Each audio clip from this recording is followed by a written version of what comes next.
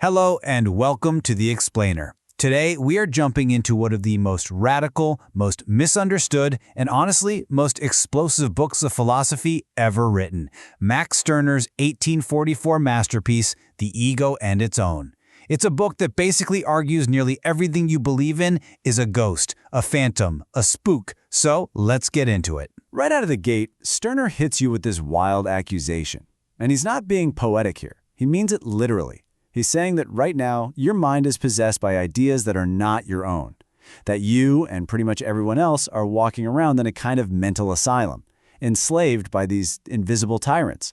It's a shocking thing to say, so what in the world are these wheels in the head? All right, so in this first part, we're going to break down Stirner's core diagnosis of, well, all of us. We're going to expose the phantoms he says are secretly running your life. Okay, so Stirner's number one concept is the spook, or what he also calls a fixed idea. Think of it like this. It's any abstract idea, truth, justice, morality, that you treat as sacred, something that's above you, that you have to serve. It's an idea that possesses you, turning you into its puppet, instead of you possessing it as a tool that you can use or just get rid of. And just look at this list. You'll notice how wide-ranging these spooks are. This isn't just about old-school religious ideas like God. Stirner's big point is that modern secular society is just as haunted. Ideas like the state, the law, even humanity itself, they all demand your loyalty, your obedience, sometimes even your life. We're told they're sacred, that they're unquestionable goods. But are they? Stirner lays out this whole history where we've just been trading one master for another. You know, back with the ancients, the physical world and nature, that was the big boss. Then Christianity came along and said, no, the spirit is what's truly real. And boom, God becomes the ultimate spook. But then Stirner says modern thinkers just did a little switcheroo. They got rid of God, but then they immediately put man, with a capital M, the idea of humanity, right up on that same throne.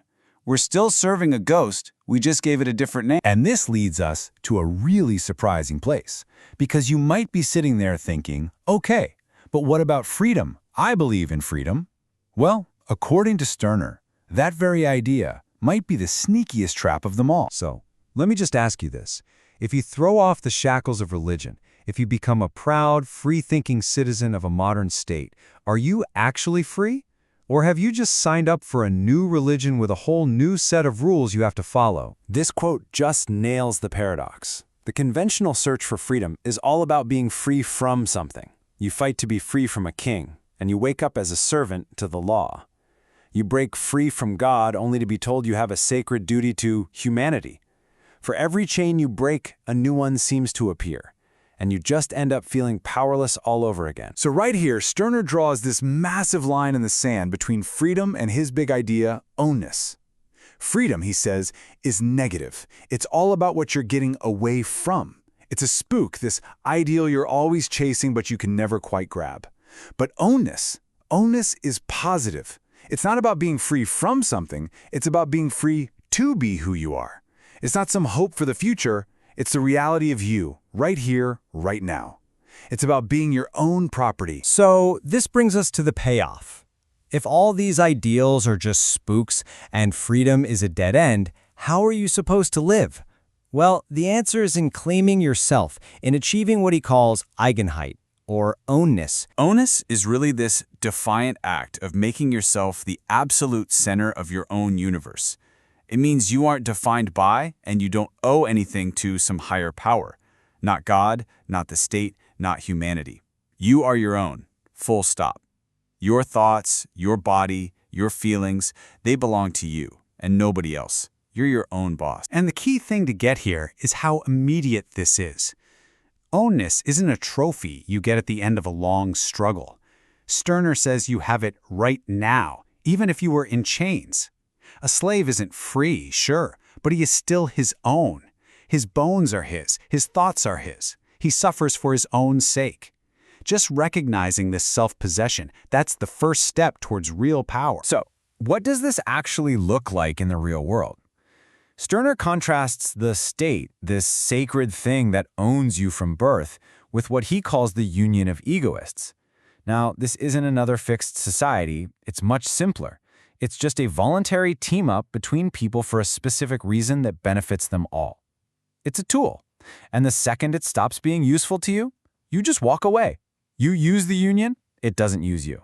Okay, so we've kicked out the spooks. We've embraced our ownness. In this last section, we get to the really exhilarating part of Stirner's whole argument, what it truly means to live as the owner of your own world. Stirner makes one final really powerful move.